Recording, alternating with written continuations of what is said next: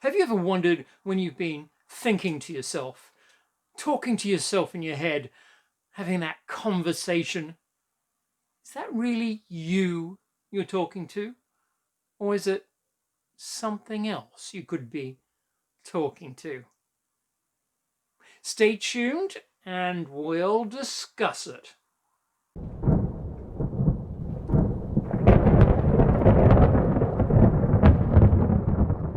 Okay, welcome back to the Brac Shop, where we look at things paranormal, out of the ordinary, spiritual, because where there's darkness, there's also light. And I'm Tom from the shop, so welcome back. Now, have you ever had a conversation with yourself? I don't know about you, but I do a lot of the time. Like, oh, I've got to go to the post office and post that, and I might go to the shops after that and get something for dinner. Oh, but I'm so tired. You know, I might just go and get some takeaway instead. But I shouldn't be eating rubbish food. Now, have you had conversations like that in your mind going on? You know, that sort of thing. You might think that was just going on in your head. But what about if you were really talking to something else? Your mind, intuition, guardian angel, spirit or ghost, or an entity, or something else. Well, this is my story, and I was thinking I was just talking to myself, but maybe I wasn't. And that's when I really started to look into the paranormal and unexplained. Now, I hope your inner voices are telling you to click the like button, please, because I hope you will find this episode very interesting. And also subscribe so you won't miss out on my other videos looking into the unexplained. Also click the bell because that will show my latest video, as YouTube doesn't always present them if you don't click the bell. Now, this is why I began to wonder if we were not actually quite alone. I'm quite an imaginative person at times, and I would think of scenarios of things that could have happened. Like if I was in an old building, like over 200 years old, and I'd go into a room, and I would imagine people sitting in, like in the lounge room, people sitting there, like the father in his seat reading the paper, the mother in the next seat, maybe with her knitting, the young boy on the floor playing with his toy cars, and the daughter over at the piano playing away at the music, giving some atmosphere to the house. Now, don't forget, this is like 200 years ago, so we didn't have the internet, TV, CDs, musical devices, and we had to create our own entertainment. And I'd walk into a house like this and see things like this and feel what it would have been like. Now, is that my imagination recreating the whole atmosphere? Or was it me picking up on something that actually went on 200 years ago or so? What do you think? Well, quite a few years ago, I went to Port Arthur in Tasmania, Australia, right to the other side of the world, unless you're already around that area. It was a prison settlement, and that's where they sent the most hardened repeat offenders. It was set on the coast, and it was highly guarded, and they couldn't escape, and they couldn't even swim away. And it was a prison between 1833 to 1877, and it was a very innovative type. In the main entrance, there was a grand staircase, a crystal chandelier, and the prison was very innovative for its time. It was a model prison, and there were new systems employed as well, just for testings, like bringing new sort of punishments. Like instead of flogging, they would have solitary confinement, locked away in a cell with no communication, no sound, no light, and that would almost send them mad. Now, at least with the floggings, they could brag on how tough they were and how strong they were, that they could stand the lashes. But with solitary confinement, that almost really broke them. Now, Port Arthur has been a tourist site for quite a while now. In fact, it's where one of the worst massacres took place back in 1996 when 35 people, innocent tourists and workers, were killed in the canteen. So, with all those sort of happenings through the years at Port Arthur, needless to say, there's a few remnant spirits still lingering around.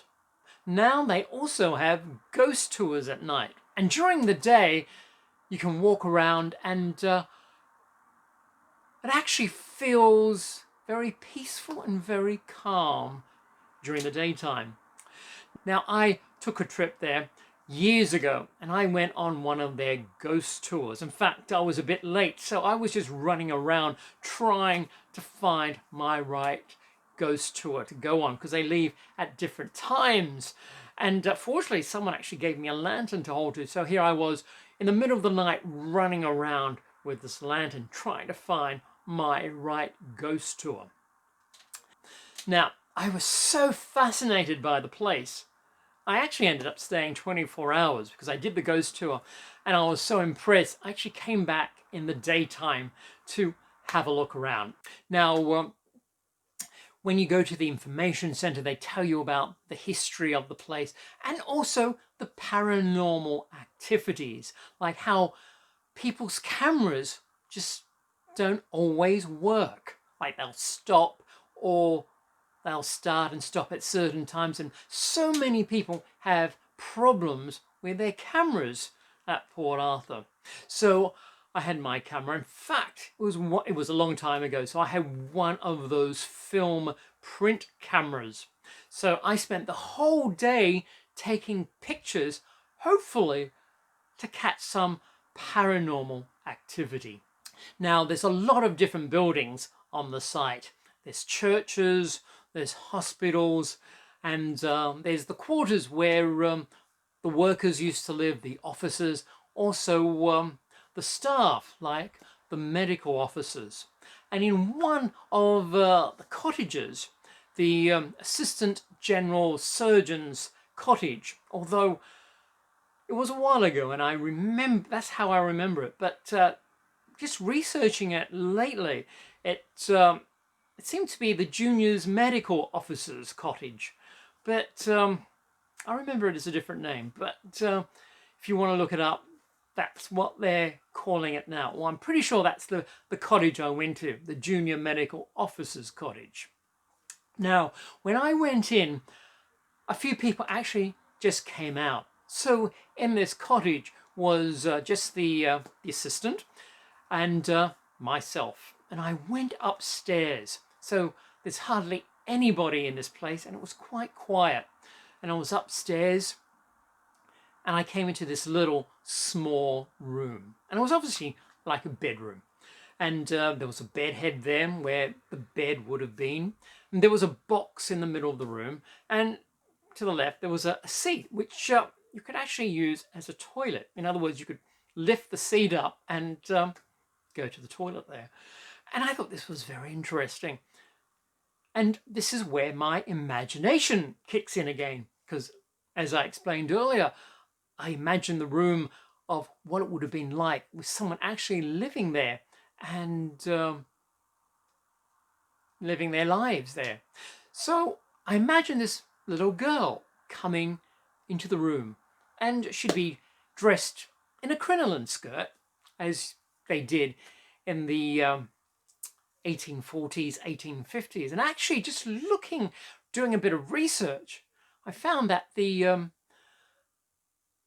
Junior Medical's cottage was actually built in 1848. And again, it's actually the time when ladies would have worn crinoline skirts. Very interesting information, that. Now, this little girl came in, I don't know, I suppose she's about 6 years old. 8, 6, I would say.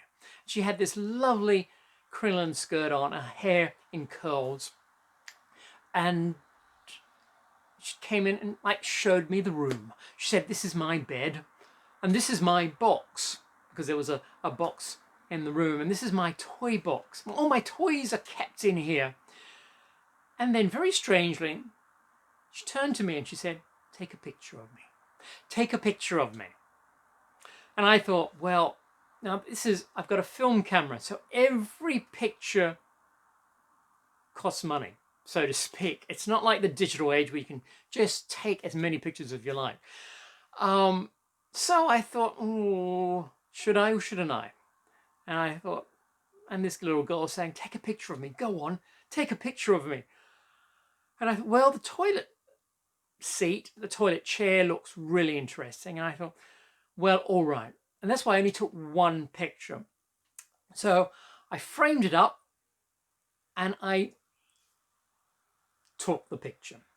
Now, this was a while ago and I took a lot of pictures that day. And as I've said, it was a print film camera.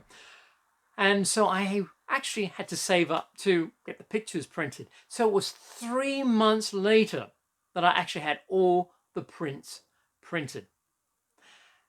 And of all the pictures, that picture is where I found something different. Now, where I had imagined this little girl to be, there was a flash of light going right across the picture. And here it is, right here. See, there's the chair, and this in front of the box is where I imagined the little girl to be. And I just couldn't believe it. Right where the box is, where the little girl was telling me about her room, asking me to take her picture, and then after I took the picture, there is a flash of light. I just found this really, really special. In fact, I carry this picture with me everywhere. It's like a little bit of the little girl's spirit with me. Strange, maybe silly, but yeah. So that was my really first encounter. And this is what opened up this whole question of, am I really talking to myself? Am I talking to something else?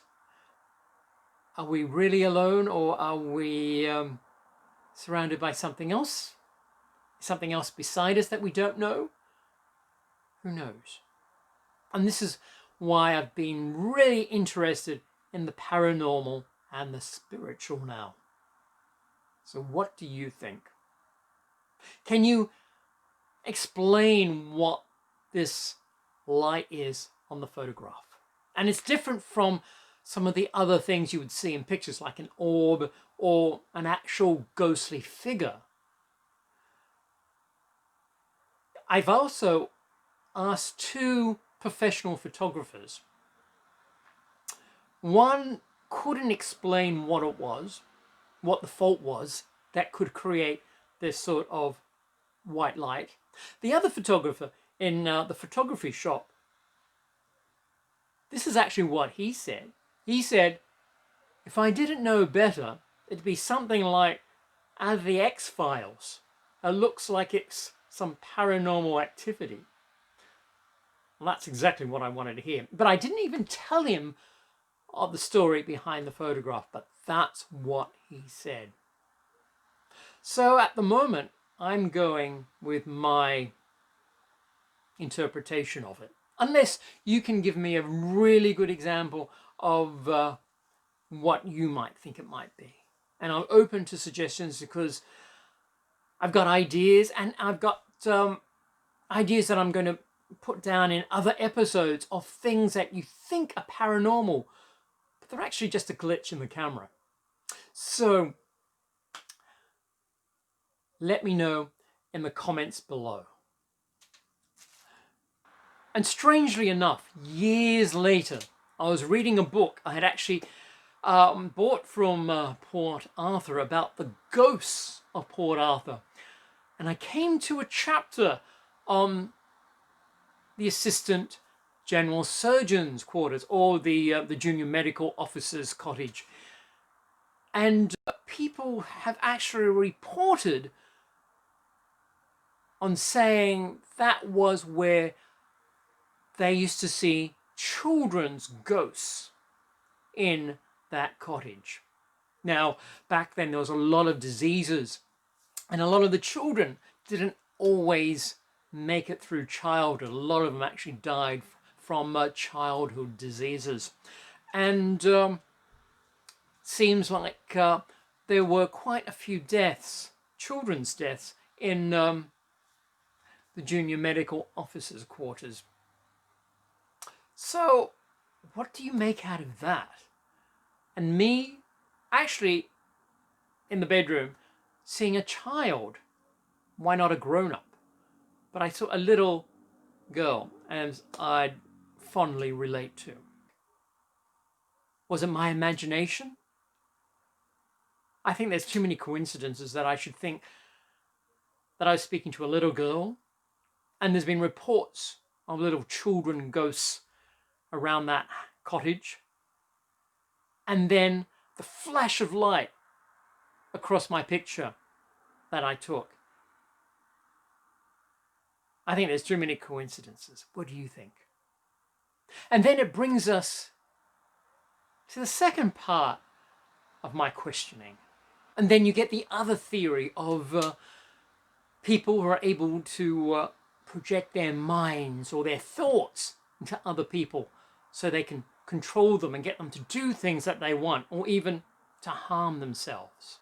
And then we have the experiments, the modern breakthrough experiments that the military has been carrying out with thoughts and ideas, how they've been able to transfer them into other people's minds through microwaves.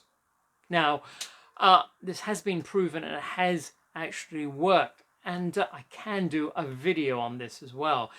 But it's been carried out by the military. And there's also the strange story linked to the people that were involved with a certain military assignment. And for some strange reason, they all ended up killing themselves. Bit of a coincidence, but that's for another video. So what is this correlations with thoughts and the mind? Are we picking up on other people's thoughts? Do we have